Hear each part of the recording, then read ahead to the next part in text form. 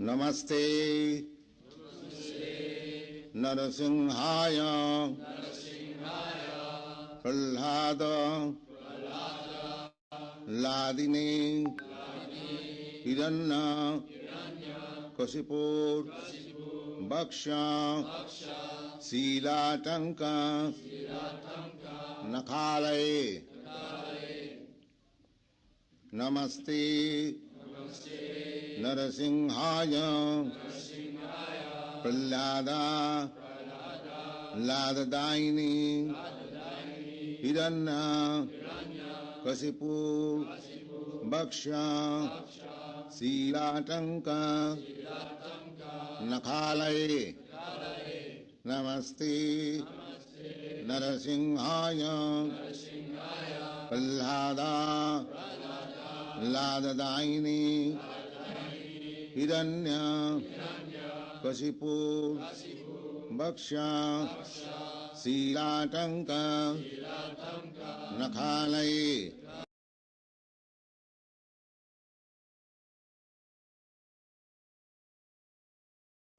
Devanam Prabhu, I'll take maybe 5 more minutes, if you don't mind. I'll be ready in 5 minutes, just please. Okay, no problem, Prabhuji. Hare Krishna, dear devotees. So we wholeheartedly welcome all of you for this very, very special session today on Narsimha Chaturdashi. Narsimha Bhagwan ki jai, Narsimha Chaturdashi Maha Mahotsav ki jai. So His Grace Shankarananda Prabhu is running a little late, but he'll be here with us in just a few minutes. And then we'll be having a wonderful session by him on this very important topic, teachings of Prahalad Maharaj. As we know that the hero of Narsimha pastime actually is Prahalad Maharaj.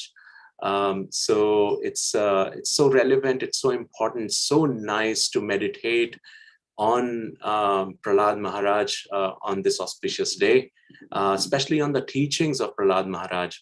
So His Grace Shankarananda Prabhu will be giving a wonderful, wonderful talk on those teachings of Prahalad Maharaj. Actually, those teachings Prahalad Maharaj taught to his demonic friends.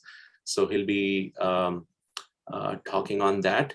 As Prabhu is getting ready, I just want to briefly introduce our Shankarananda Prabhu. Most of us already know His Grace Shankarananda Prabhu, but just in case, if you do not know, His Grace Shankarananda Prabhu is very, very senior Vaishnava. He's a disciple of His Holiness Radhanath Swami Maharaj. He's been serving the movement for many decades.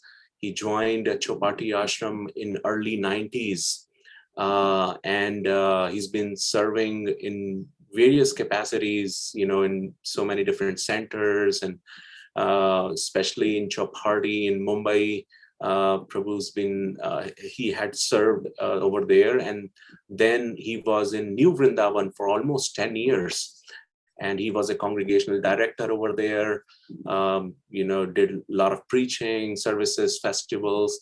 And now Prabhu is based in California with his family over there. He's doing a wonderful congregation preaching over there. Prabhu is also... How much is each one? Yes, maybe. Okay, so yeah, so we are very, very fortunate that we're going to hear from His Grace Shankarananda Prabhu today. Actually, it's such not a just coincidence. I mean, it's our good fortune that, you know, first couple of Narsimha Chaturdashis we get to spend with Shankarananda Prabhu, and today also we'll be hearing by His Grace Shankarananda Prabhu. So he will be there any minute now. So thank you for your patience.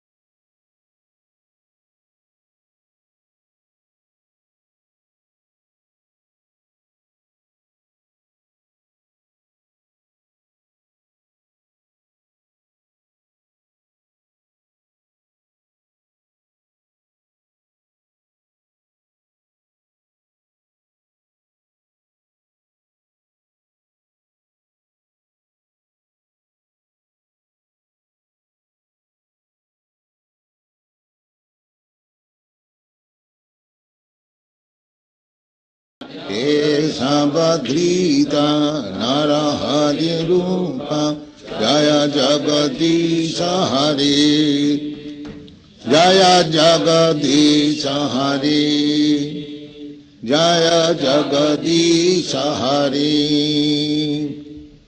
Again repeat the first month.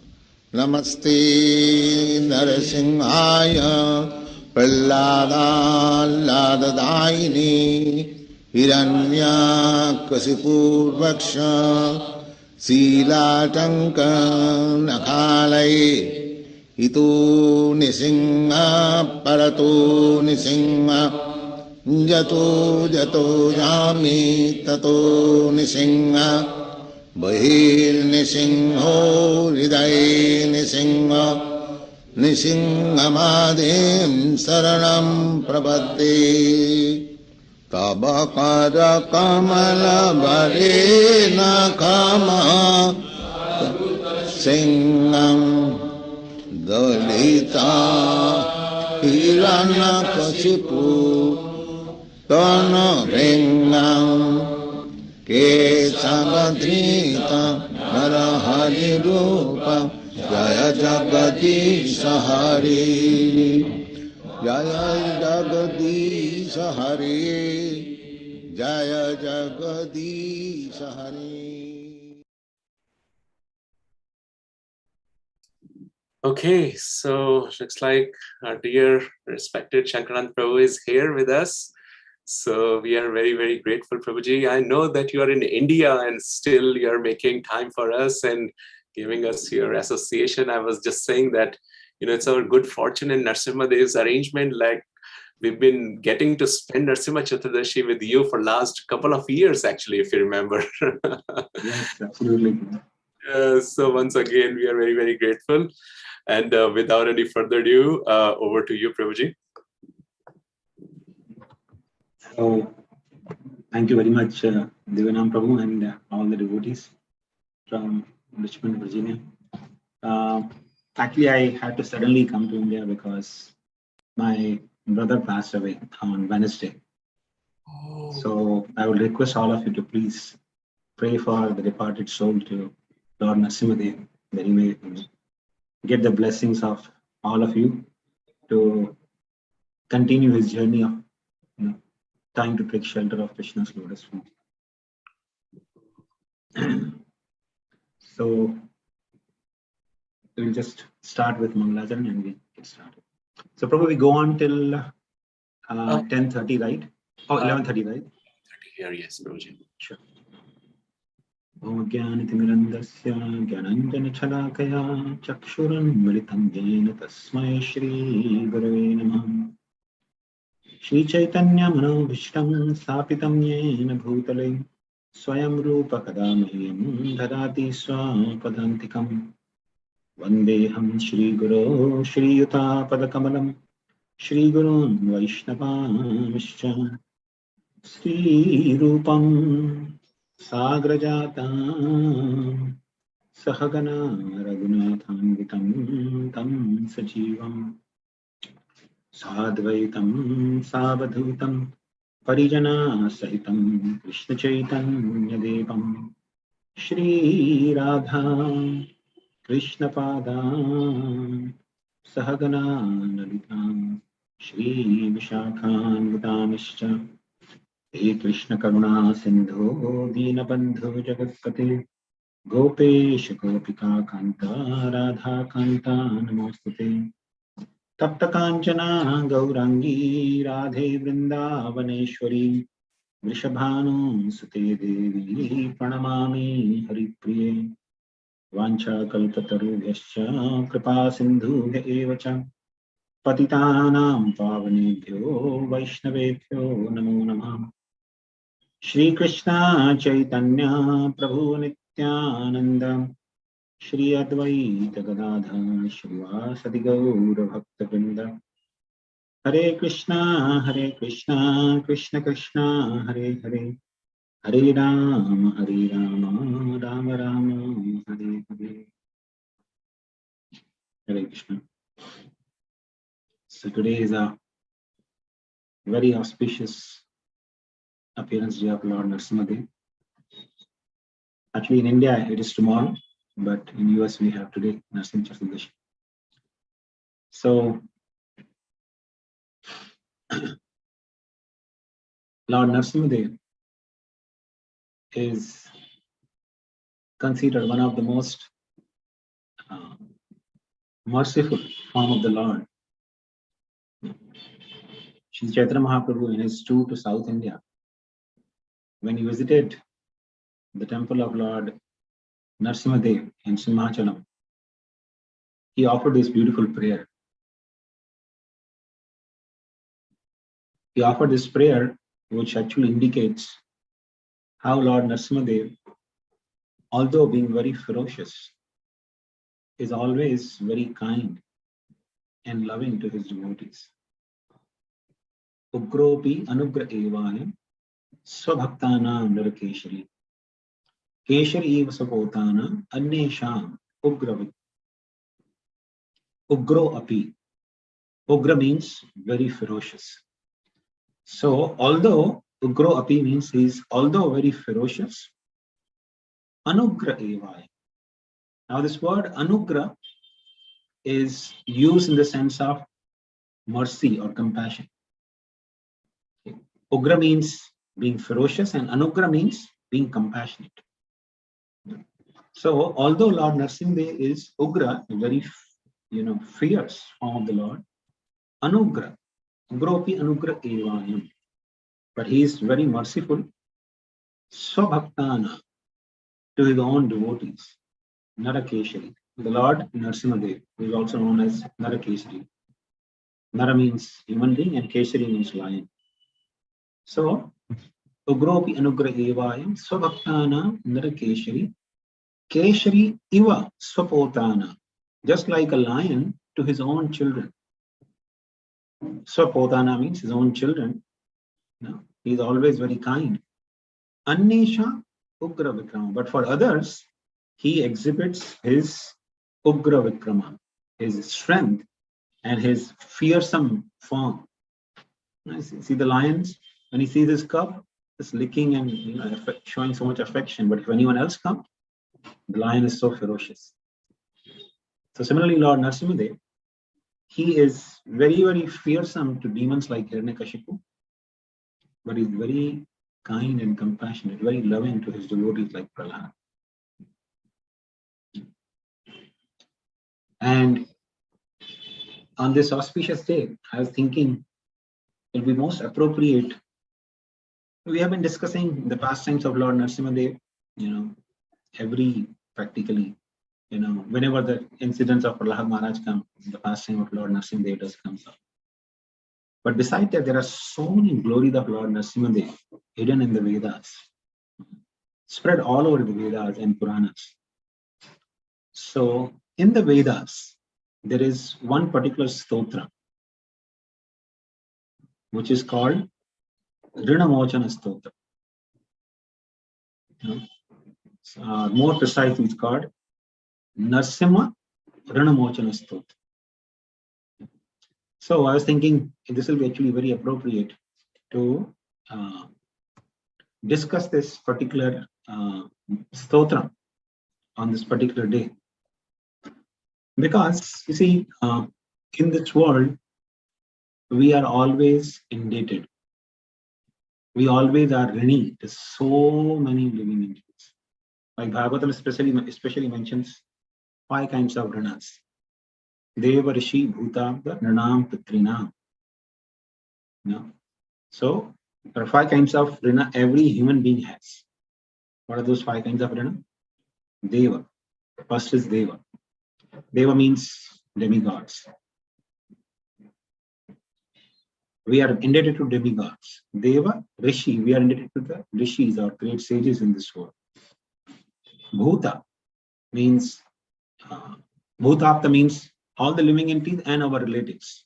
So our relatives or other living entities, we are indebted to them. Bhutapta. Nrana, the king. And Pitrina. Pitri means the ancestors. So you see, we are actually indebted to so many living entities around us. Mostly people in this world are so unconscious. But when a devotee starts becoming more and more conscious by becoming Krishna conscious, because Krishna consciousness makes a person more and more conscious. In this world, people are practically unconscious. Whatever they say, whatever they speak, whatever they do, whatever they desire, in everything they are completely unconscious. How they're unconscious? They don't even realize whatever they are doing or desiring or aspiring in this world. That has nothing to do with their real self. So when a person becomes more and more Krishna conscious, he realizes that how we are actually indebted to so many living entities around us. So Deva, how we are indebted to demigods? Demigods, they provide us all the necessities of life. They facilitate, like, the basic thing of breathing. We can breathe only if the air is blowing, air is flowing around. Then only we can breathe. And that is flowing by the mercy of Vayudev. There is an instance in Puranas where Vayudev, he withdrew the air when Hanuman was especially hurt by Indra's Vajra. Vayudev actually withdrew all the air from the universe, and people were actually dying, including demigods. They were suffocating and dying because they couldn't breathe. So we can breathe by the mercy of Vayudev. We get the rainfall, which actually is the source of all vegetation, by the mercy of Indra. We get sunlight, we get moonlight by the mercy of Surya and Soma. So many demigods were indebted. But in modern times, there is nobody really conscious of this reality. It's not that only Hindus who believe in that they are indebted. Everyone uses rainfall. Everyone uses sunlight, moonlight. Everyone is breathing air. So all of us, we are indebted. Deva. Rishis. Rishis are the sages who leave behind so much Vedic wisdom for all of us. Like Srila Prabhupada. Srila Prabhupada translated, so much Vedic text, Bhagavad Gita, Srimad Bhagavatam, Isha Upanishad, Chaitanya Charitamrita, Upadeshamrita, Bhakti Samrit Sindhu. So many books he translated. And by taking help from those literature, by reading those books, we can actually perfect our life and go back to God. Similarly, Srila Vyasadeva, he is the compiler of the Vedas. He is the compiler of Srimad Bhagavatam. Valmiki Muni is the compiler of Ramayana. So we are indebted to all these great sages. They were Rishi. Without their contribution, we cannot have any wisdom or true knowledge to perfect our life. Then Bhutatma, our relatives. We are so much indebted to our relatives. Just imagine. Of course, in America, we live a very cellular family, but, especially I remember we grew up in a joint family and we had so many different relatives. And therefore, you see people who grew up in such kind of atmosphere, they have very nourished mindset. Because you grew up among the relatives, so many different kinds of relatives. You had exchanges. So you have maturity and understanding in terms of, being a little tolerant and how to maintain relationship, the significance of relationships. And Bhuta, all the living entities around us, we are so much indebted to living entities around us. Just imagine the very fact, you may go and walk into any store to buy the things because there are people who are working there. Of course, they're getting paid for their, services, and you are, paying for whatever you want to buy. But the very fact that all the people who are actually contributing their services for us to have the necessities available, we all are indebted to them. And of course, we may think, oh, well, I'm paying for that, so I'm not indebted to all of them. But there are so many other living entities we are indebted to, and we are not able to pay them anything. Like, say, for example, this California is a place where so much almonds grow, right? And almonds don't grow without the help of bees. Bees do pollination, and then only we get the almonds. And this almond is just one of the ingredients that we use in our, foodstuffs. But just imagine, every kind of foodstuffs, so many living entities we are indebted. We are indebted to the tree, which is actually producing almonds for us. We are not paying anything to the tree. We are not paying anything to the bees. We are not paying anything to the earthworms who actually nourish the earth and make the earth fertile. We're not paying anything to them. On the contrary, in the modern times, we kill them by pouring so much chemicals around. We kill the bees, we kill the earthworms. So we are actually nevertheless indebted to so many living entities around us. Deva Rishi Bhutaka, Nrana, the king, the government. Of course, in modern times, although the governments in practically every nation are very much corrupt, but nevertheless, we are still indebted to the government.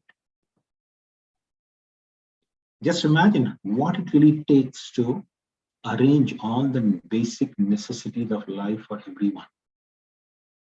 Say in a simple analysis, if you see the city of Richmond, for example, what does it take to provide water, electricity, gas, sewage system, and garbage disposal system? What it really takes to arrange all these necessities? Can you imagine how much government has to go and do planning? And so many people who are working in government, they are actually planning to facilitate all of us that. It's beyond our imagination how much effort it takes. And what to speak of, planning the city in a way that there are stores, there are hospitals, there are schools, there are prison houses to maintain the city well. So even though the government heads may be sometimes corrupt, but we are nevertheless very much indebted to the whole machinery of government, whole system of government. Because so many people are actually putting effort to facilitate us the basic necessities of life, so that our living can go on comfort. Just imagine, every time we go to the toilet and press the flush, and everything disappears. Where does it disappear? Because there is some plumbing system in the place. You may think, oh, well, I have paid for all of that. But their services are invaluable. We are actually very much indebted to them. Nranam and Pitrinam, last but not the least, is Pitris, our ancestors. All our departed family, people within our family, we are all indebted to them. Like, I'm here because my eldest brother passed away. I'm so much indebted to him because, when I grew up, he was also one of the source of nourishment and guidance to me. And of course, I'm the youngest in the family, so I had so much nourishment from all my brothers and sisters. And what to speak of mothers, father. Unfortunately, nowadays we are not even taught, especially many times devotees, they think, oh, well, I'm in Krishna consciousness. The Bhagavatam says if you are in Krishna consciousness, then you are not indebted to all these categories of people, right? So I don't have to really worry about. But actually, the Vedic culture is designed such a way to make us more and more conscious, especially when you do tarpan. Tarpan, or offering water and sesame seeds to ancestors, is something which we are supposed to do every day. We're supposed to do every day to pay our rana to ancestors. And because people mostly don't do nowadays, they have all kinds of difficulties in their lives. They have something called Pitra Dosh. I'd say 90% families, I'm not 90, actually, I'll say 99% families, they do have Pitra Dosh. And what does Pitra Dosh brings? It brings all kinds of consistent difficulties in family lineage. So, for example, I have eyesight problem because I have to wear specs, right? Some people think, oh, this is a part of life, but it's not really part of it. My father had specs. My children have specs. So this is a difficulty which is passing in generations. So this indicates some pitra dosha, some dosha in the family. So it may be a small thing, but it is dosha because of not paying our debts to the ancestors. And even if you are practicing Krishna consciousness, you will still be liable to these doshas.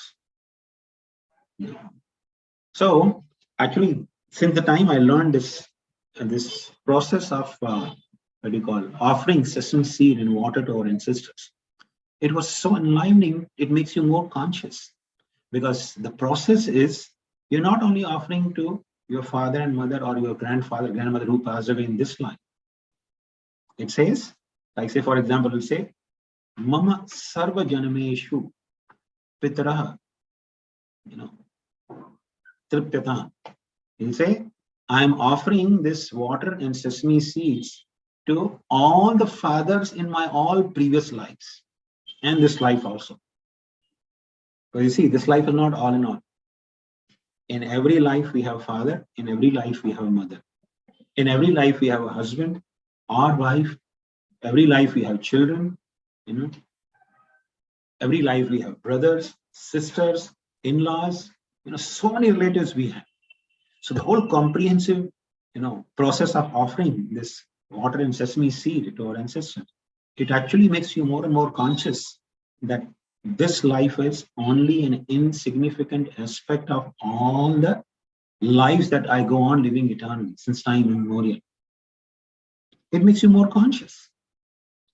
But nevertheless, we are actually indebted. We are indebted to all the relationships who actually nourish us. Just imagine, for example, we'll try to take a couple of examples of relationships. Husband-wife relationship, for example. The wife, she generally cooks. She takes care of children, right? She takes care of home. And sometimes the wife may be working also. She takes job, then she takes care of home, takes care of children. She does cooking, cleaning the home. So the husband is actually enjoying these facilities from wife. So a husband is actually indebted to wife. Similarly, the wife, the husband goes out and works. He has to go through so many troubles, facing the world, facing financial challenges, facing professional challenges, business challenges, right? And cutthroat competition sometime in business, and so much opposition at the workplace. Still, the person has to actually continue and struggle and bring finances for the family. So wife is indebted to the husband. And similarly, children. Children are nourished by the parents in so many ways. Right? So we actually are indebted to so many relationships. Nowadays, people think, oh, I don't like my husband, so I can actually divorce and go away. But that actually creates a serious karma. Our husband thinks, oh, my wife is too troublesome.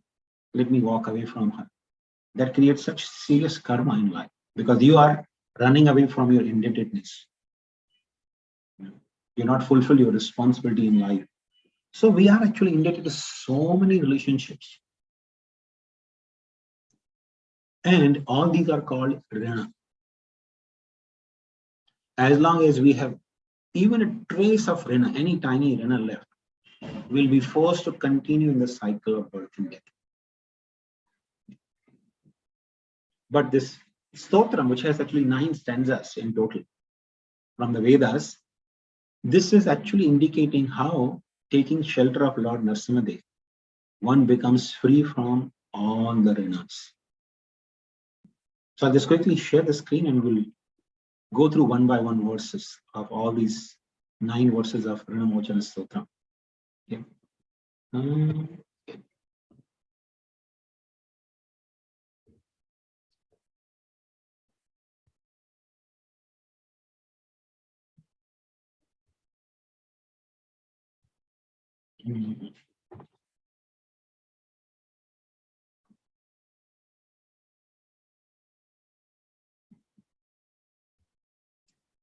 Can everyone see the screen? Not yet, Prabhuji. Yes, we can see it now. Okay. So this is called Rinamochana Narsimha Stotra. Okay. So let's go one by one. Devata Karya Siddhyartham Sabhastamba Samudbhavam Shri Narsimham Mahaviram Namami Nirnamuktaye. Lord Narsimha is to be worshipped if perfection is desired. Unto the all-powerful Shri Narsimha, who appeared from the pillar of the assembly hall, I offer my obeisances so that I may become released from mundane obligations. So, Lord Narsimha, he actually appeared from the Stamba, Sabha Stamba Samudbhava. The Lord appeared from the pillar of the assembly hall of Hiranyakashipu, Sabha Stamba Samudbhavam. And why did he appear? Devata Karya Siddhyartham. Because demigods, they prayed to the Lord that my Lord, this Hiranyakashipu has become such a pain in the neck of all the demigods. In fact, whole universe was being terrorized by this demon. So they prayed, my Lord, please relieve us from this painful situation. So to fulfill the purpose, Devata Karya Siddhyartham, to relieve the demigods from the pain of Hiranyakashipu, Lord Narsimha appeared. Shri Narsimham Mahaviram Namami Rinamuktare. Oh Lord, mighty Narsimha, all-powerful Narsimha, I offer my obeisance to you, Namami Rinamuktare, so that I may become free from all the obligations. This Shri Narsimham Mahaviram Namami Rinamuktare is repetition in every stanza. You'll find this is coming every stanza. So we go to the second verse. It says, Lakshmya Lingitavamangam Bhaktanam Varadayakam Shri Narsimham Mahaviram Namami Rinamuktare. Lakshmya Alingita Vamangam.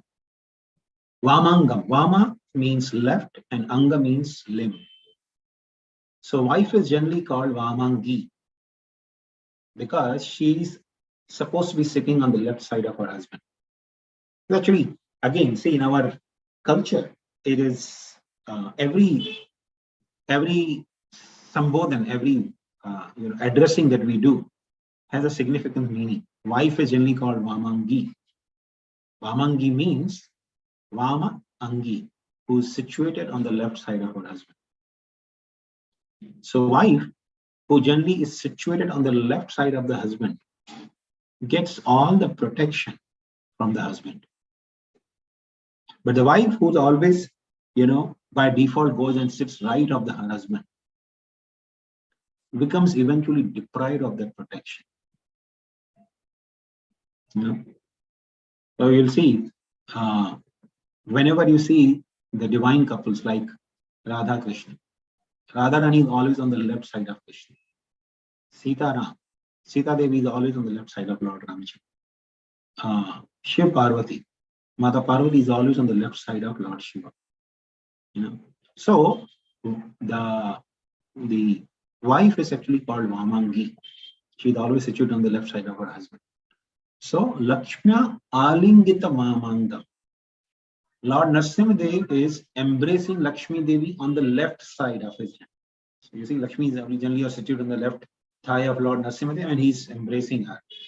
His hand is on her west. Lakshmya Alingita Vamangam. So Lord is embracing Lakshmi Devi on his left side and Bhaktanam Varadayakam. And his hand is always in the Shanta Narsimha, actually, not Ugra Narsimha. His hand is in a Bhaktanam Varadayakam, like in the mudra of giving blessings to his devotees. So it's a beautiful meditation that Lord Narsimha Dev is having Lakshmi Devi sitting on his left thigh, he's embracing her, and he is giving blessings to all his devotees in this beautiful form. Because Lakshmi sitting on the lap of Lord Narasimha is not Ugra form of Lord Narasimha. That is Shanta Narasimha. He's already pacified. So Lakshmi is sitting on his lap. So therefore, he is in a very pleasing mood, giving blessings to his devotees. So devotees generally approach this form of the Lord for seeking some blessings. Bhaktana Varadayaka. Shri Narasimham Mahavira Namami. Embraced on his left side by Lakshmi Devi, Lord Narasimha Devi gives benediction to his devotees. But my obeisance is to all powerful Lord Narasimha, so that I may be released from all other obligations. So we go to the third verse. This is a very beautiful and interesting verse. So please pay attention. Andramala Dharam Shankha Chakrabja Yudhadharinam Shri Narasimham Mahaviram Namami Dhanamte. Says Antramala Dharam. Antra is intestine. Antariya bolte hain Hindi mein, Antariya. It's come from word Antra. So Antramala, the Lord is wearing the garland of intestine around his neck. Antramala Dharam. Shankha Chakra Abja Ayudha Dharina. He is holding Shankha, and because Lord Narasimha has innumerable hands. So he's not only embracing Lakshmi Devi, but he's also, having Shankha Chakra Gada Padma in his hands. He has innumerable hands. So Shankha is conch shell, Chakra is disc, Abja is, which is called Ja, is generally used in the sense of Janma. So Ab means water. So Abja means lotus. And Ayudha, Dharina. Shankha Chakra, Abja. Ayudha is also it's a club. So he's holding Shankha Chakra Gada Padma in his hands. And he's wearing the garland of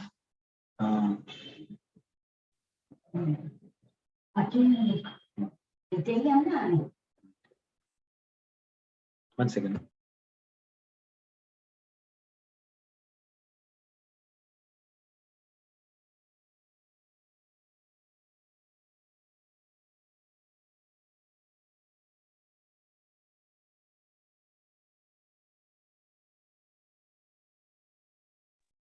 Sorry. So this is actually a very interesting meditation. The Lord Narasimha is wearing the neck garland of intestine. Now, what does this signify? The garland of intestine. Just imagine, Lord Narasimha didn't have to do this ferocious activity of taking out the intestine from Hiranyakashipu and putting it around his neck. But if you read Srimad Bhagavatam, there are the beautiful prayers of demigods after Hiranyakashipu is killed. The demigods are coming and praying to Lord Narasimha. Okay. And one of the prayers the demigods offered is, he said, my dear, and actually demigods, the ancestors, they offered this prayer. Pitris, actually, they offered this prayer. My dear Lord, this rascal Hiranyakashipu, he was taking all the offerings given by our descendants in the form of water and sesame seeds, and he was drinking himself. He was not handing it to us. So people on the earthly region, when they were offering any offerings to ancestors, Hiranyakashipu was collecting all of those. Because you see, when you are offering any offering, the Pitris come and they actually collect this and take it to their ancestral, planetary system, Pitra Loka. Okay. So Hiranyakashipu was collecting all this water and sesame seed and he was drinking himself. When people on the earthly regions were offering some oblations to demigods in the form of ghee and grains, Hiranyakashipu was collecting all of that from Agni and he was eating himself, not giving anything to demigods. And whatever he was eating was being digested by this intestine. Okay. So, although people on the earthly region, they were offering this for Pitris, they were offering that for demigods, and it was all going to Hiranyakashipu, Lord Narasimha wanted to benedict all those people who actually offered these offerings by taking that intestine and accepting all the offerings of those people on the Akti region and putting it around his neck. So in this way, Lord Narasimha benedicted people who actually faithfully did their duties of offering even sesame water and all the oblations to the demigods. So even though they were offering to demigods and ancestors, but Lord Narasimha mercifully benedicted them by accepting it. So this is the significance of Lord Narasimha wearing a garland around his neck.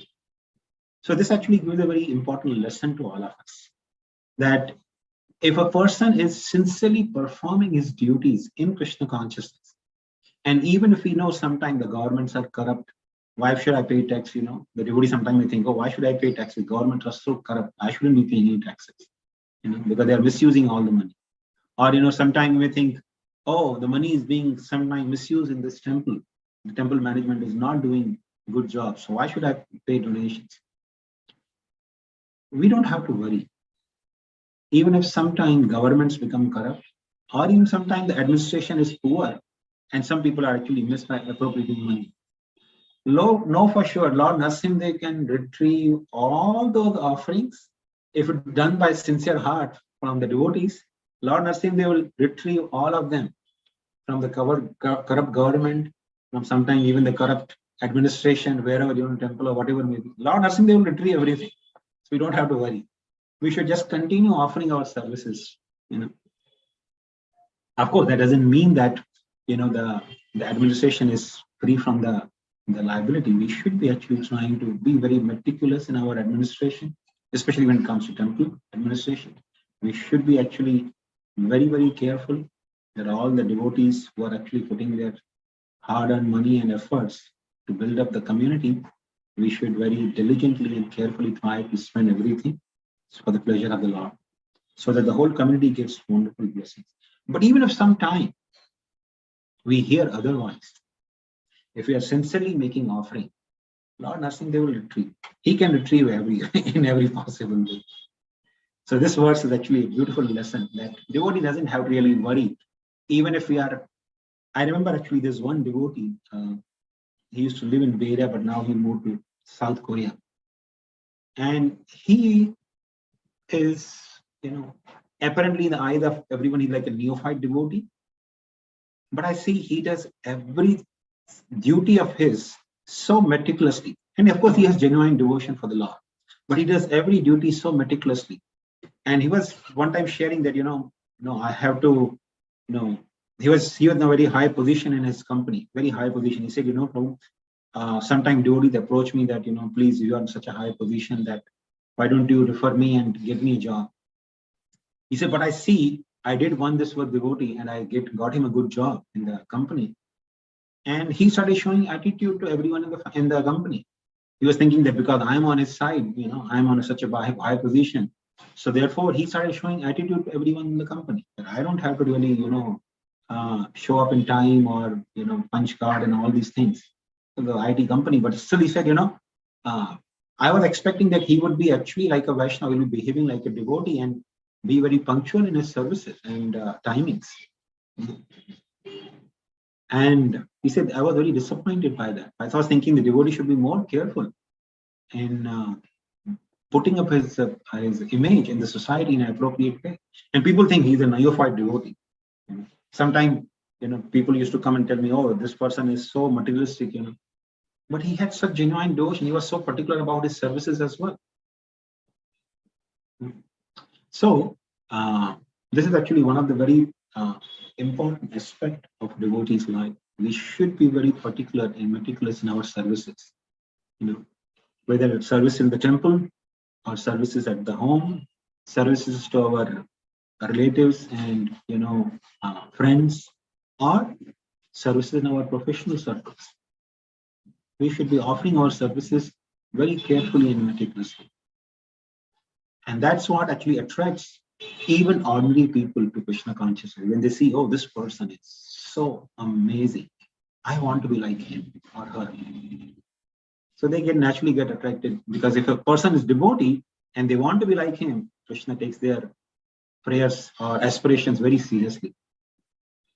So in this way, simply by inspiring others to be like us in Krishna consciousness is such a great service. And text 4. Samranatva sarva papagnam kadruja vishnashanam Shri Narsimham Mahaviram Namami Rinamuktaye. Smaranat sarva papagnam, simply by being remembered. Smarana means by remembrance. Smaram sarva papagnam. Gna means to destroy. So Lord Narasimhadev, simply by being remembered, destroys all the sins. Whatever difficulties or miseries we experience in our life is actually because of some aprarabdha. Apraradham phalam papam. Kutam fijam phalormukham. Vishnu Puran says that whatever difficulties we face in our life because of some unseen results of our sins. Of course, pure devotee of the Lord doesn't experience any difficulties in life because of their sins. They experience because Krishna wants to, intensify, or Krishna wants to exchange some loving devotion with them. Like Srila Prabhupada having two heart attacks. It's not because of karma. It is just Krishna wanted to highlight Prabhupada's that particular leela. Just imagine, Srila Prabhupada, he, after coming to US and establishing ISKCON, he circumambulated the whole world 14 times. In 11 years, Prabhupada went around the earth 14 times. How many times we have heard those description of Prabhupada's travel? Practically nothing. But every time we hear Prabhupada's fasting, we hear his Jalagurka fasting. Going to America and having two heart attacks. Why? Because Krishna created that dark background in his life. You see, it's actually anyone who has aesthetic sense can appreciate. Especially in the temples, if you see, whenever they decorate the deities, if the deity has some light colored dress, the dark background actually makes the deity's dress shine more. So suppose, if I have putting the yellow colored dress on deities, if you put the yellow background, it will merge. Doesn't make sense. So generally, those who are having very good aesthetic sense, what they will do is if their yellow dress is there and some small blue or red embroidery there, then they'll create the background with blue or red color, so that the whole yellow dress shines. It becomes so prominently visible.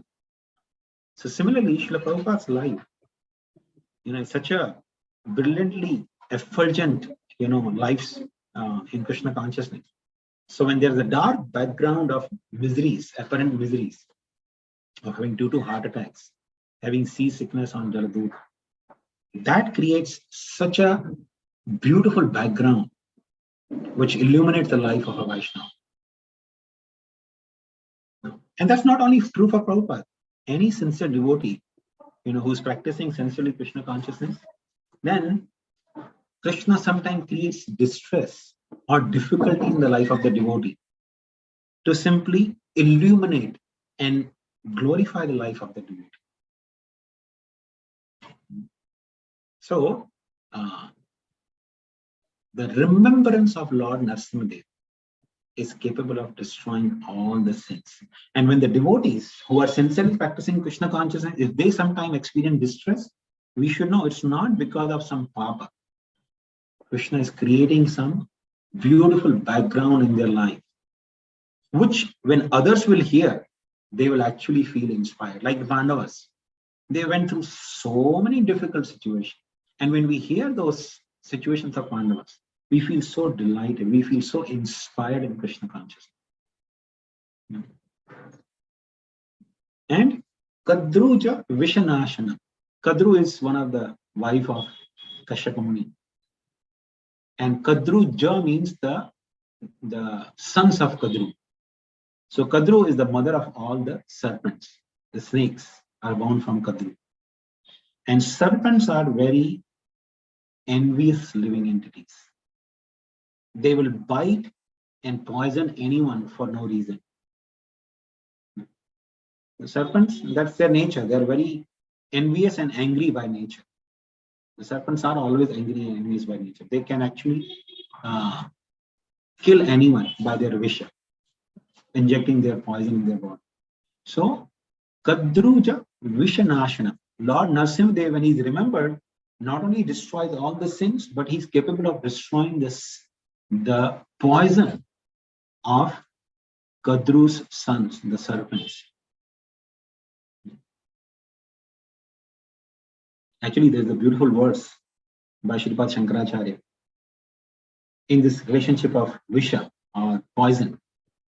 So he says, Samsara sarpa vishadikra mahogrativra damshtraga koti paridashta vinashta murte nagari vahana siddhabdi nivasa shauri lakshmi nasimha mamadehi karavalambam. He says, samsara sarpa. This samsara, this material existence is like a sarpa, like a poisonous snake. Samsara sarpa vishadiktra mahogrativra. The visha or the poison of the snake is maha ugra. Maha ugra means the terribly powerful poison. The samsara is a serpent, but the poison of the serpent is terribly powerful. Maha ugra, tivra, and it's also very tivra. It's very, very potent, very, very intense poison. And ordinary snake generally have the 4 fangs, 2 on the top, 2 in the bottom. 4 fangs they have. But this snake has damshtra agra. Damshtra agra means the fangs.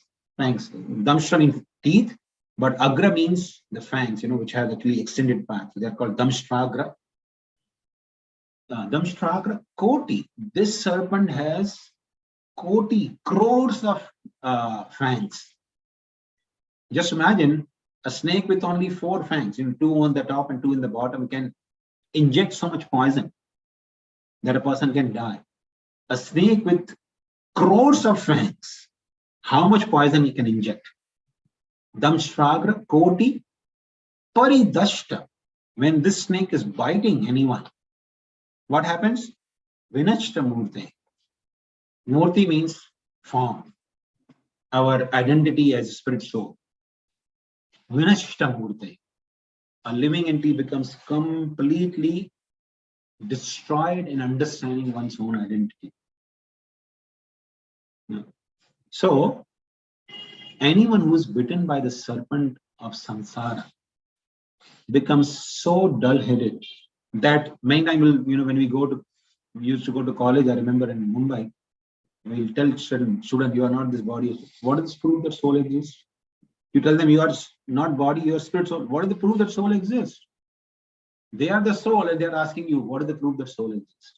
That means, Vinashta Murte. They have their murti, their form is destroyed. They don't even think that I am actually spirit soul. They think I am this body. So, the murti, the real form of the soul, is completely destroyed. But Sripad Shankaracharya prays in that verse, he says, Nagari, but my Lord, your Vahana, your vehicle, your carrier is Nagari. Nagari Vahana. So I am bitten by the samsara sarpa, but your Vahana, my Lord, is Garuda, who is actually the enemy of Nagas. Nagari Vahana. So if you come on your Nagari Vahana, this Naga will be fearful. It will be completely defeated and killed by your Vahana, Garuda. Nagari Vahana. But somebody may say, well, the samsara already bitten you, so you are dead. So what good it will be? Because you are dead anyway. The serpent is died, but you are also dead. But he says, Sudhabdi Shauri. My dear Lord, your resident place is ocean of Sudha. Sudha means the beverage which can revive a dead person. Of course, sometime in Hindi they use Sudha as some nice beverage, but the actual meaning of Sudha is something which can bring back a dead person into life. So, my Lord, you are residing on the Sudha Abdi Nivasa. Your Nivasthan is Sudha Abdi, the nectar, ocean of nectar. So you can revive me from that condition as well. Nagar Ivaha Sudhabdi Nivasa Shaure. Shaure means, what do you call it? A person who shows his shaurya, means his chivalry in fighting. Oh Lord, Nasimdev, who are actually very chivalrous. Nagar Ivaha Nivas Sudhabdi Nivasa Shaure. Lakshmi Nasim Mama Dehi Karav. My Lord, offer your loving protection of your hand. Lakshmi Nasimha Mama Dehi Karavalamba. Give me the protection of your hands. So, in this way, this particular verse is describing how Lord Nasimha simply being remembered can not only destroy all the sins, but can nullify the poison of samsara, which is born of the serpent, the sons of Padri. Text this verse 5th. Simmanadena mahata diktanti bhayanashanam Shri Nasimham Mahaviram Namami Purnamuktaye. Says Simmanadena mahata. Simma, Lord, Narasimhadev is like a lion. Simmanadena. Nada means now loud voice is called Nada. Like our process is Nada Brahma. When we chant the Hare Krishna Mahamantra, it's called Nada Brahma. Is the Lord in the form of sound. So Simmanadena, the loud roaring of Lord Narasimhadev, Mahata. When Lord Narasimhadev roars in loud voice, Digdanti Bhayanashana. He destroys all the fears in all the 10 directions. Digdanti, in all the 10 directions. Bhayanashanam, he destroys all the fear. So, when we are actually chanting the name of Lord Narasimhadev, Lord Narasimhadev is personally present and he roars. Lord Narasimhadev is constantly roaring. Till the time the Hiranyakashipu is present, Lord Narasimhadev is constantly roaring. Bhagavatam describes Lord Narasimhadev was roaring and Hiranyakashipu couldn't even bear to even hear that voice. He was closing his eyes out of fear. Though he was so powerful demon, but he was fearful hearing that roar. And as long as Hiranyakashipu is alive, Lord Narasimhadev continues to roar. So as long as the anarthas, which are representation of Hiranyakashipu within our heart, are present, and we are chanting the name of Lord Narasimhadev, Lord Narasimhadev's name, which is non-different from Lord Narasimhadev, roars loudly, causing fear to all the anarthas within our heart. And Lord Narasimhadev will not be peaceful until he destroys all these anarthas within our heart. So this Narasimhadev is such a merciful Lord. If we simply chant his name, like every day we do in our temples, the Lord mercifully roars and destroys all the Hiranyakashipu-like anarthas within our heart.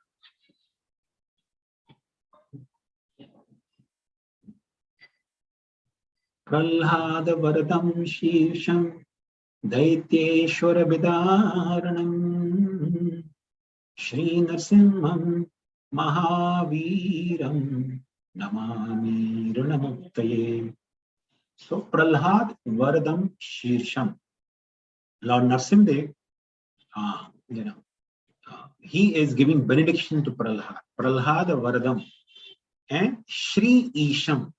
Shri is Lakshmi Devi and Isham is the Lord. So Lord Narasimhadev, who is giving benedictions to Prahalad Maharaj, is the Lord of Shri. He is the Lord and Master of Lakshmi Devi. Now this is actually very significant. You see, Shri Isham, the word Shri Isham is connected here with Prahalada Varadam. Now in this world, everyone is seeking blessings of Lakshmi Devi. Mata Lakshmi, please be merciful to me. Come to my home. People generally say, right? They pray to Lakshmi Devi, especially Shri Shuktam. People, especially in South India, they especially play a lot of, they sing a lot of Shri Shuktam, begging for the mercy of Lakshmi Devi. The Lakshmi comes to our home and gives us blessings so that we live a happy materialistic life. That's people's generally idea of Lakshmi's blessings. But when the Lord Narasimhadev is giving blessings to his devotees, he is referred as Shri Isham. He is the Lord of Shri Lakshmi. Now it's actually very interesting. Mostly even devotees don't know this one reality. People generally think when a lot of money comes in somebody's life, oh, he's blessed by Lakshmi Devi. But Lakshmi Devi has one elder sister, which is called Alakshmi. This comes in Shri Shuktam also. So Shri Shuktam, there the devotee praying, Alakshmi me nashchatam tvam brine. He's praying to Mother Lakshmi. Mata Lakshmi, by your mercy, please let my Alakshmi be destroyed. Now, what is the meaning of Alakshmi? Alakshmi means that opulence which comes in somebody's life, it brings only unhappiness, dissatisfaction, diseases, miseries, and eventually destruction. Prabhupada gives example of Ravana. Ravana took away Sita to his kingdom, right? So apparently, Ravana brought Lakshmi in his home, right? Mother Sita is none other than Lakshmi, So he brought Lakshmi in his home. But because he brought the Lakshmi in illegal way, in illegal means, that Lakshmi became actually a Lakshmi for Ravana. It became the source of all the destruction for his entire lineage. He was completely destroyed with his whole family, his kingdom, everything was destroyed. So, when a person takes shelter of Lord Narasimhadev, who is Shri Isham, he gives benedictions. He gives benedictions. Not only he gives opulence to his devotees, but he makes sure that there's no Alakshmi's blessings involved in the lives of his devotees. So whenever you see somebody gets a lot of money and a lot of opulences in life, but at the same time, the person loses the interest in Krishna consciousness, loses interest in serving Vaishnavas, you should know that that person has not got Lakshmi, but he has got Alakshmi. This is very significant. So we should be praying to Lord Narasimhadev. Oh, Shri Isham, Lord Narasimhadev, who is the master of Lakshmi Devi, please give us true Lakshmi's blessings. Let me be in any situation of life, but let me never lose the aspirations to serve you and your devotees. Because that is the true blessings of Lakshmi Devi. A person who has aspirations to serve Krishna and his devotees, that person is truly blessed by Lakshmi Devi. And a person who is able to do that service to Vaishnavas is actually a truly blessed person who has blessings of Srimati Radharani, who has blessings of Shri Lakshmi Devi. And Daityeshwara Vidaranam. So Lord Narasimhadev is giving blessings to Prahalad in relationship to Lakshmi Devi. He's giving all auspiciousness to Prahalad, and he's causing destruction of Daityeshwara. That is Hiranyakashipu. The Ishwara of the Daityas, Diti's progeny, he's the Lord of Diti's progeny, that is Hiranyakashipu. Vidaranam. Vidarana means he's ripping apart him into pieces. Vidarana doesn't mean killing, but he's ripping apart, making into pieces of Hiranyakashipu. Shri Narasimham Mahaviram Namamiram. O Lord Narasimhadev, O most ferocious Lord, Mahaviram Namamiram, I offer my obeisances to you. Now, again, this is a very interesting verse, 7th verse. Krura grahe piritanam bhaktanam abhayapradam Shri Narasimham Mahaviram Namami Runamuktaye. Krura grahe. Now, this is related to astrology. People who know a little bit astrology, they will know. Sometimes people say, oh, in my chart, Shani is the most malefic planet and he's causing so much problem in my life. Somebody say, oh no, Rahu is actually more ferocious in my chart. So these are called Krura Graha. Shani, Rahu or Mangal, they are called Krura Graha. In somebody's chart, if these planets are misplaced, misplaced means they are placed in a way indicating misfortunes. When they bring misfortune, they bring such tremendous misfortunes. So the person is called Pidita. Pidita means he's troubled by these malefic planets. So, of course, it's not that a person is troubled by these grahas, but he's being troubled by his karma, which is being indicated through these grahas. So see, astrology is such a wonderful sign. The person, if he has done some serious sinful activity in the past, the placement of these Krura Graha, these malefic planets, will indicate the misfortunes coming in the life of that person. Okay, so it says Krura Grahe Pidatana.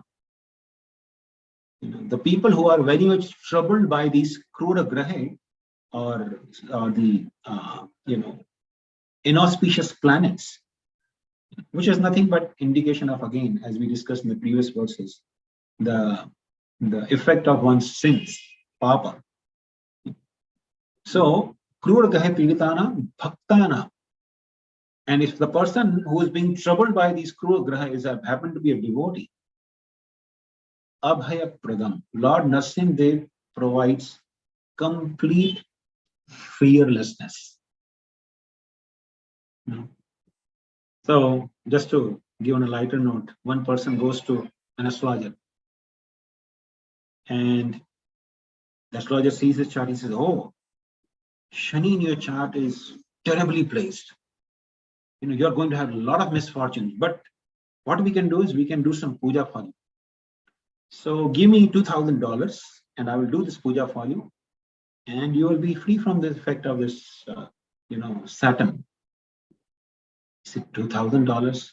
But Panditji, I don't have 2,000. Oh, you don't have 2,000? But this Saturn's effect is going to be very, very severe in your life. Okay, you have 1,000, give me 1,000. I'll do some smaller puja for you in 1,000. That will also do the job. But I don't have 1,000 also. You don't have 1,000? Okay, give me $100. I will do some smaller puja, even smaller puja for you. That will nullify 90% of effect of this Saturn. But I don't have $100 also.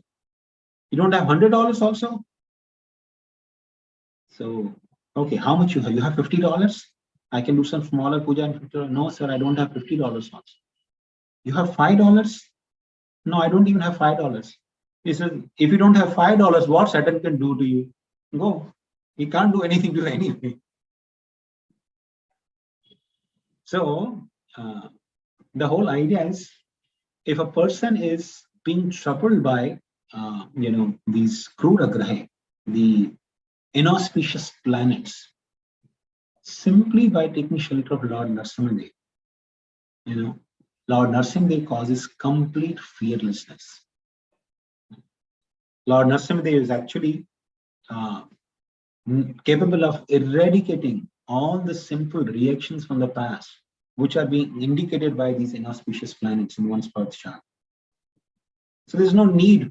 People foolishly think, oh, because I'm being troubled by Saturn, therefore I should go and, offers the sesame, black sesame and sesame oil to Lord Shaneshwara on Saturday in the temple. That will nullify the effect. But we should know, Shaneshwara is, Saturn is actually a great devotee of the Lord. And if somebody is indicated that he's having ill effect of Saturn in his life, is nothing but the effect of one's own sins. So Shaneshwara will accept all the, what you call, offerings from you and still give you good beating. But if a person goes to Lord Narasimhadev, Lord Narasimhadev, who is the Lord of all the grahas, he can nullify the effect of all those grahas. He can subdue any crude grahas simply by his role. All the demigods, they actually become fearful. They couldn't even approach Lord Narasimhadev. Even Lakshmi couldn't approach him. He was so fearsome. So if somebody is taking shelter of Lord Narasimhadev, Lord Narasimhadev causes complete fearness amidst of even a person who is being troubled by all the inauspicious planets. The person becomes fearless. Veda Vedanta Yajyesham Brahma Rudradi Vanditam Shri Narasimham Mahaviram Namami Runamuttaye. Lord Narasimhadev is master of all the Vedas. Veda Vedanta Yajya Isham. No? So Lord Narasimhadev, he is the master of the Vedas, Vedanta, and the process of sacrifices. Vanditam. Vanditam means he is being worshipped. He is worshipped by the Vedas. He is worshipped by the Vedanta. He is worshipped by the process, Yajya Isham, the process of sacrifices. Brahma Rudradi. And even Lord Brahma and Rudra, they Vanditam, they offer prayers to Lord Narasimhadev. So Lord Narasimhadev is not only to be worshipped by us, but is also worshipped by all the Vedas, because Vedas are also person, they have their personified forms. So Veda, Vedanta, and the process of sacrifices in the scriptures, Lord Narasimhadev is master of all of them. And he is worshipped by Brahma and Rudra. Shri Narasimham Mahavir Namami. I offer, my obeisances unto Lord, all powerful Lord Narasimhadev, so that I may be free from all other ranas or debts. And last stanza is actually the glorification of this entire prayer. It says, Ya idam pathate nityam ranamochana sangitam arni jayate satyo dhanam shigram avapnuya. He says, Ya idam pathate nityam. Anyone who reads this stotram every day, ranamochana sangitam. This stotra, which is known by the name Ranamochana. Samgita means known by. So this Ranamochana stotra, anyone who reads every day, pathate nityam, every day he reads, arani jayate siddhi, becomes free from all kinds of runas, all kinds of indebtedness. And dhanam shigram avapnya. Now see, people who are actually materialistic, they think dhanam means I'll get a lot of wealth, I'll get money. But these two lines, last two lines, arani and dhanam, these are actually very much correlated. Rana in this world causes distress. Rana in this world causes a person drift away from devotional service also. Because when a person is too much indebted by exploiting others, by troubling others, and has a lot of karmic backlog, that means he's running to all the living entities, and therefore he cannot have the dhana of devotional service to the Lord.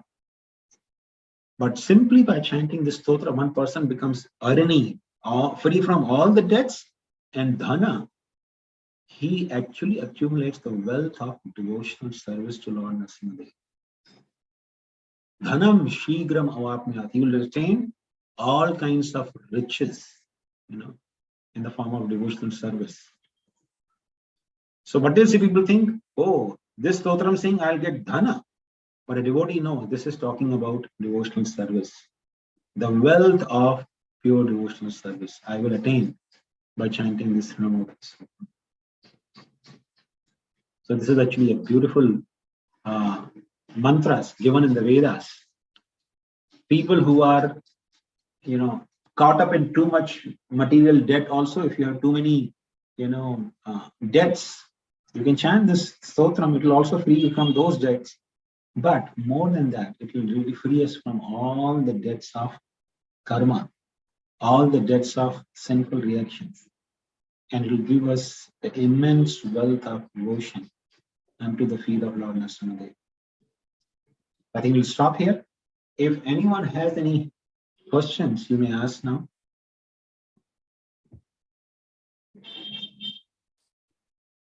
Okay, Jai, what a beautiful, beautiful session. We learned something new, something very, very beautiful today. Shankarananda Prabhuji, thank you so very much.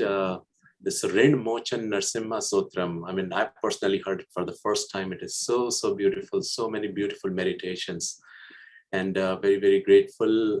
And please accept our heartfelt condolences, Prabhuji, for the departure of your dear brother. I know it's very difficult for the family to bear the separation, and we were not aware of that. So please accept our condolences. Thank you very much. I'm indebted to all of you for giving me an opportunity to serve all of you. Yeah, you're so kind. So at this point, as Prabhuji said, if anyone has any question, please raise your hand and you may ask the question now.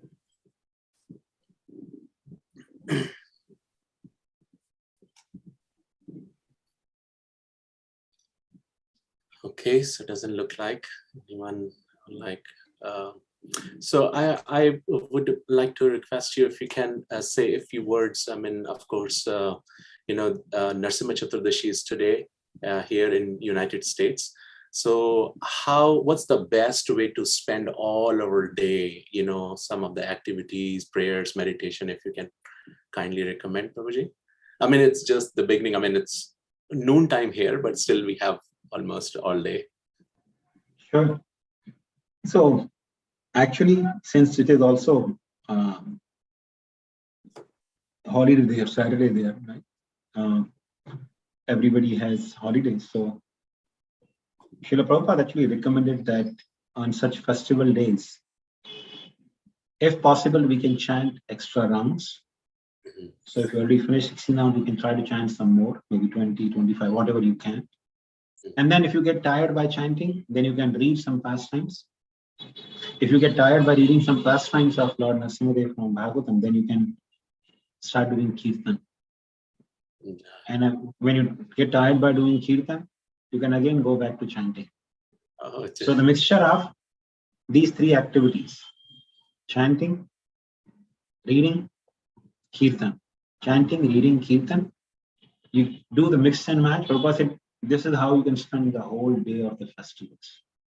Wow. So some people have liking toward doing japa. They can do japa whole day, but not everyone can do. So you can chant as many other rounds you can, and then read Srimad Bhagavatam. And some people may have little liking for chanting, reading. They may read for like, maybe 15, 20 minutes or half an hour, then they feel tired. And you can do kirtan. Yeah. And you can keep doing in rotation. If you do 15, 20 minutes or half an hour each activity, you can spend your whole day in that. And of course, I think evening, you can have, at the time of dusk, you can have, if all of you getting together, you can have Abhishek. If not, then you can, at home, try to make some offering to Lord Narasimha and break your fast. Jai, wonderful. Thank you so very much. It looks like there is one hand raised of Vinita Mataji. Mataji, you may unmute yourself and ask a question, Prabhuji.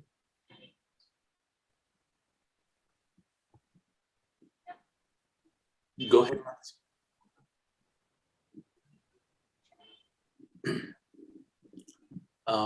We can't hear you. Vrinda Mataji, we can't hear you. She's unmuted, but still we cannot hear you for some reason.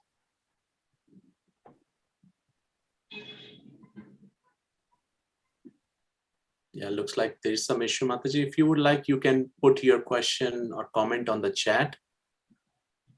But unfortunately, we can't hear you.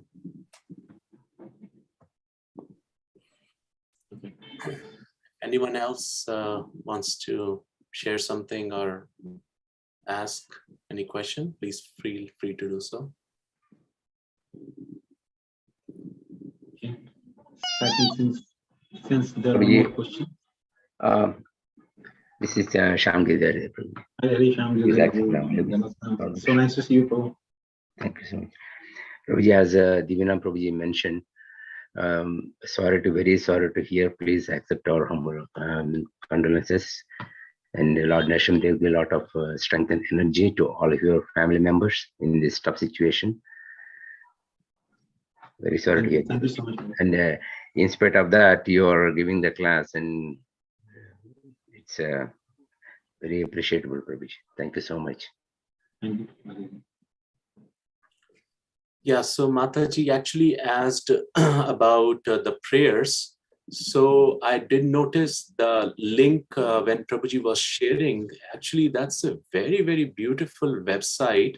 It has a lot of nectar. So I'm just sharing the link on the chat box here. And there are so many prayers. And this prayer is just part of that page. Please feel free to go through this website. And a lot of nectar on Nrsimhadeva there. Actually, all these prayers which are there on the website, I got a book which was published, I think, way back 20 years. Oh. And when I was new to Krishna consciousness, around 25 years back only, I got that book first time. Of course, that time we were news, but I saw so many prayers compiled in one book on Nrsimhadeva. So that's when I learned few prayers which are actually some of my favorites, which I keep meditating on Nrsimhadeva's appearance in. So this is one of them that we discussed today. Wow, beautiful. There's another prayer which is very elaborate, which cannot be done in one session. It will require probably few sessions, which is called Narsimha Karavalamastru, which we discussed one verse from there today. But that's another beautiful prayer by Sripad Shankaracharya, which completely destroyed all the Mayavad philosophy in that prayer. Just one prayer completely annihilates all conceptions of Mayavad. Amazing. Such a beautiful. So much nectar, and we hope that we'll keep getting your association and hear, these nice prayers, and so much we learn and get from you. So thank you again on behalf of all the devotees of Richmond and all others who are on this call. Our sincere gratitude to you, Prabhuji. Thank you so very much. And thank you very much, Devanam Prabhu and Shamil and all the devotees who are on this call. I'm very much indebted to you for giving me an opportunity to serve me. So let us all take a moment. Maybe we all can, from all our hearts, pray for the departed soul. Prabhuji's elder brother, he went on to the journey, and also from all our hearts, we can pray for the family to bear this separation. So I may request everyone can unmute yourself, and we can chant the Hare Krishna Mahamantra 3 times with all of our hearts, keeping our prayers for the departed soul. Hare Krishna, Hare Krishna, Hare Rama, Hare Rama, Hare Krishna, Krishna Krishna, Hare Hare, Hare Rama, Rama Rama, Hare Rama, Hare Krishna, Krishna Krishna, Hare Hare, Hare Rama, Rama, Hare Hare. Srila Prabhupada ki jai, Bhagwan ki jai, Prahalad Maharaj ki jai, Nrsimha Mahamotsav ki jai, Hari Hari Hari Bol. Hari Bol. Thank you very much, all the devotees. Thank you all very much. Hare Krishna. Thank you. Prabhuji, Hare Krishna. Kamalini Mati, you want to say something? Oh, so nice to hear you again. And after you left here, we're missing you. So nice to see you, Mati. And you have the Nishringadev book that you bought from me, right? Yes, I remember. Yes. And so Dhruv has published that book, right? And Divya Nam also bought that book from me. Jai. Jai, Hare Krishna. Please offer obeisance to all the devotees in Oh, okay. Jai, Hare Krishna. Thank